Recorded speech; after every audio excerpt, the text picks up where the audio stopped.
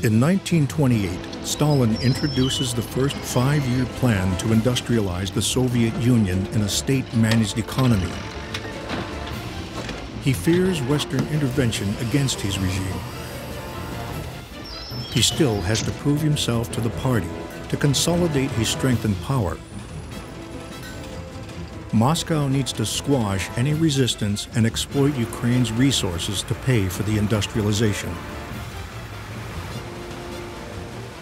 The cost of buying equipment for mines and steel mills is high. The Kremlin needs international currency to pay for Western technology and the 4,000 Western specialists working in the USSR.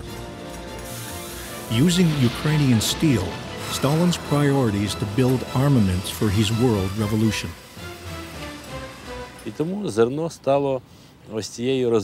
This is why grain became such a valuable medium of exchange in the development of Soviet industry. But the grain had to be extracted from the villagers who grew it. And I stress, these farmers were mainly of Ukrainian origin. Let us assume that circumstances forced the Bolsheviks to confiscate grain and export it to the West. But why confiscate the last cob of corn, the last potato? This smacks of something else. This was so everyone would die. Mostly children and old people died. But no one cried. They lay swollen.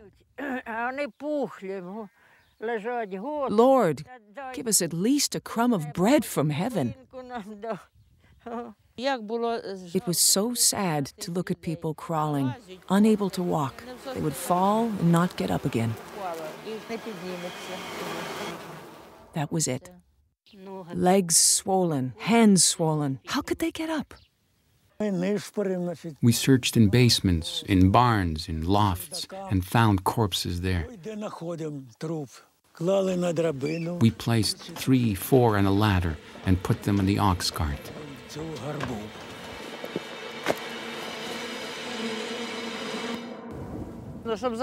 So as not to come for him tomorrow, they hauled him away today with the others. They carted him to the graves. He was still moving and gradually died. He had to, because there was no water, no bread, nothing. By the forest, there was another brigade charged with the task of digging a pit for corpses. No records were kept, no lists. They gave out a list. I read it. Half the names were missing. Yet many were on it. Horrifying.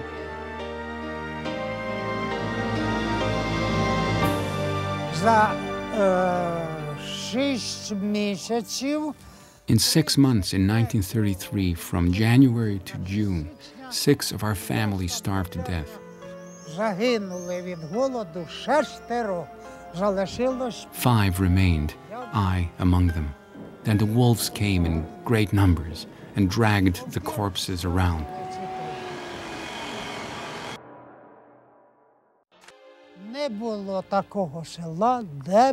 There wasn't a single village in which cannibalism did not occur, because starvation drives people insane. The 1948 UN Convention on Genocide also states in Article 2B that genocide involves deliberately causing serious bodily or mental harm to members of the group. Ukrainian society suffered such stress from the Holodomor. The very bearers of the Ukrainian ethnos were destroyed. This fear existed during the whole Soviet epoch. God forbid the wrong thing was said. The genocide against the Ukrainian nation, although it did not kill the entire nation, it broke its backbone. It needed to be repaired. And I think to this day the Ukrainian nation has not regained its backbone. It is still damaged. Ukrainians were specifically targeted in areas inside and outside Soviet Ukraine. Since 90% of Ukraine's population were ethnic Ukrainians, against whom, then, was this policy directed? A special commission covers up the truth concerning the high numbers of deaths resulting from the famine. In a secret document in April 1934, all the official registries of Soviet Ukraine are ordered destroyed. Stalin accuses the registrars of falsifying numbers and arrests them. The Kremlin wants to further conceal the scale of the Ukrainian genocide by transplanting Russians and other nationals in place of the indigenous population that was deported or starved to death.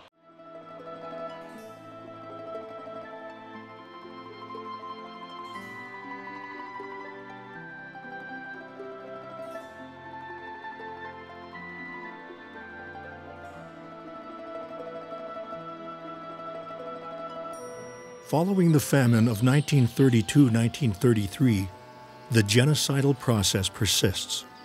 The systematic purges of the Ukrainian population, the intelligentsia, including Ukrainian communists in 1937-1938, the mass killings of Ukrainian prisoners during the Soviet retreat from the Germans in 1941, the arrests and exile to the gulags till the late 1980s, all form part of a repeated pattern, the destruction of a nation.